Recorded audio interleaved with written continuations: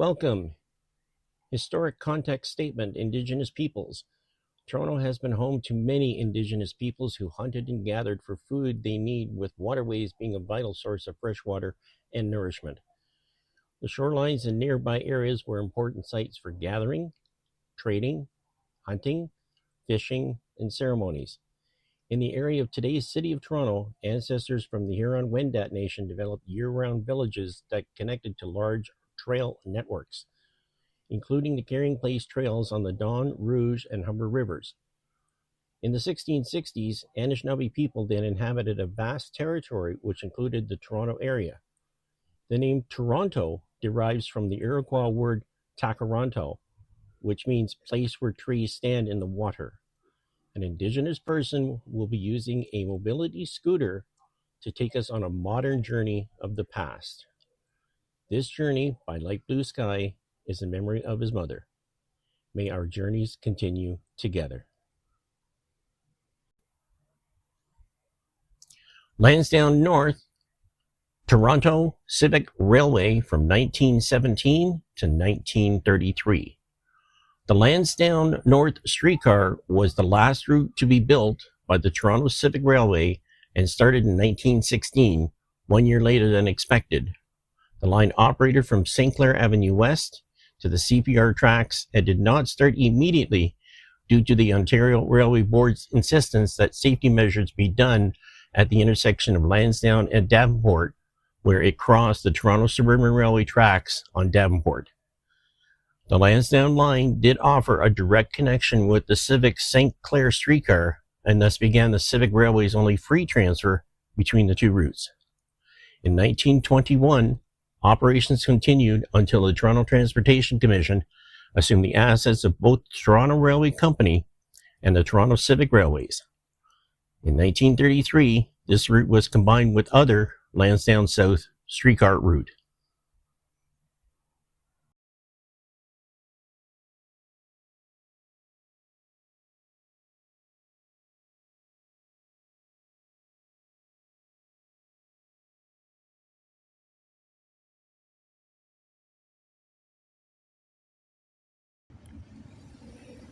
And we're going to take a journey on the Lansdowne North double-end streetcar single track.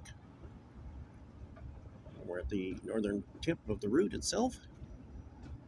It did not enter Earl's Court Loop, but it was just as a single track with double ends.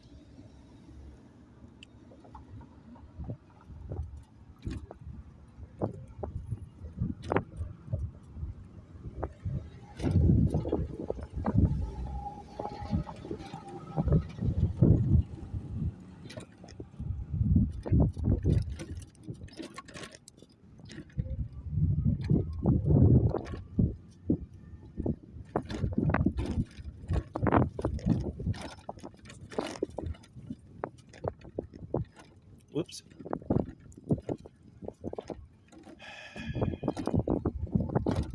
I wonder why they tell you to keep your head up.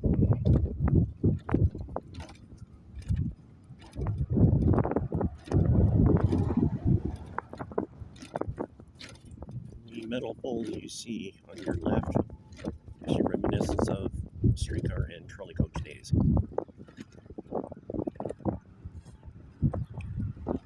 Thanks much.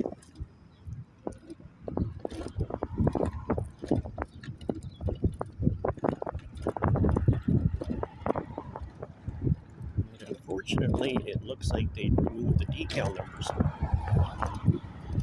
It used to be on them.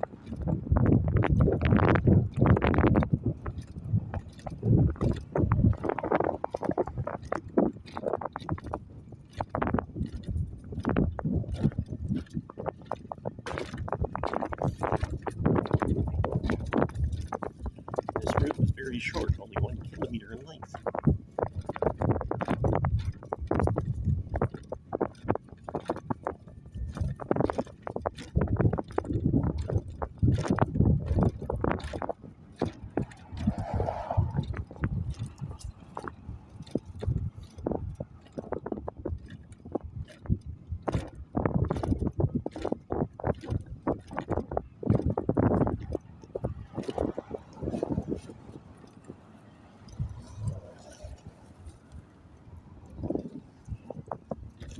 sure to say hi. I always go slow around people.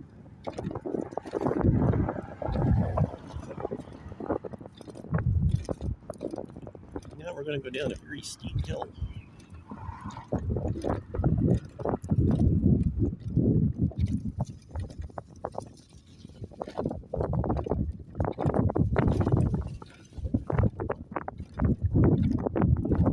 Just imagine how streetcars, electric trolley buses used to handle this.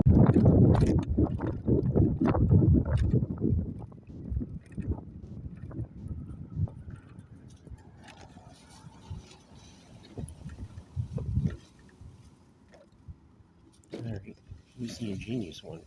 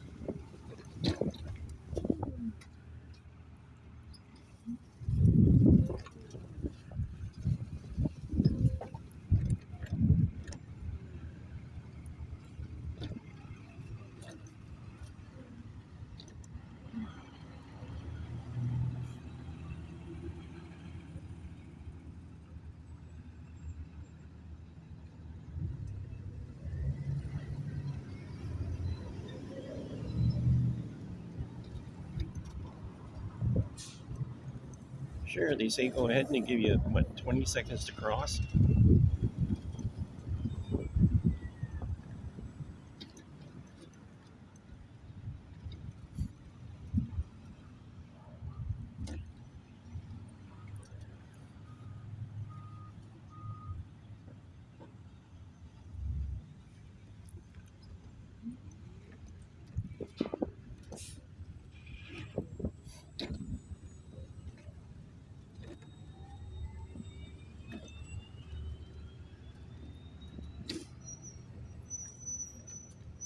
Building on your right used to be the old GE plant.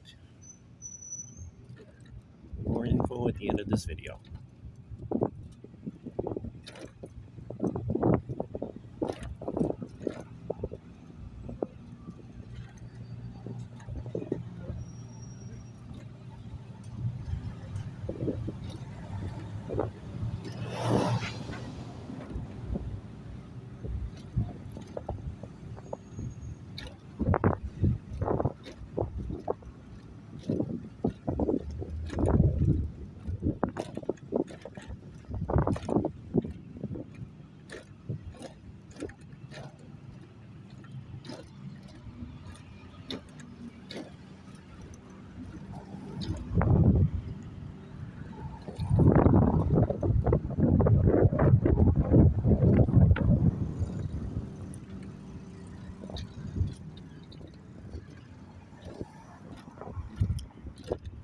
And we're approaching the end.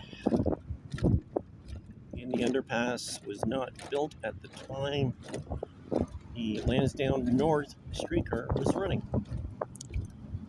So it had to terminate basically at the crosswalk. Switch ends, turn around, and come back.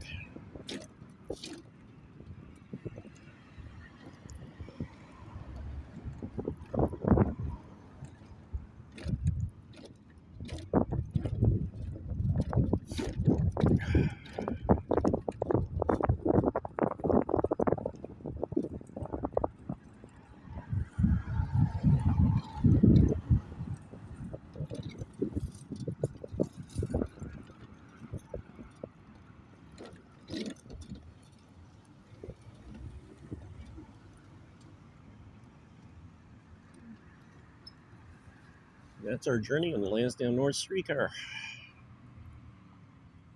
Lots more to go. Canadian General Electric, Lansdowne Avenue from 1901 to 1987. There was a major industry on Lansdowne Avenue which included building steam locomotives, including the steam engine called Toronto. The plant was bounded by Davenport Road in the north, then south to the CPR train tracks on both sides of Lansdowne Avenue, and later south of the CPR on the west side only. It closed down in the 1980s with a couple of buildings that remained and were converted to housing on the west side of Lansdowne Avenue. I hope you enjoyed this video of transit history by Transit Mobile Scooter. Video and editing by Darren Parberry. Narration in this series by James Bowe and Darren Parberry. Thank you to Transit Toronto, Old Time Trains, and the City of Toronto Archives research material. Rehab Medical for scooter maintenance. Etta Wright for opening background photo. If you like what you see, don't forget to like, share, and subscribe.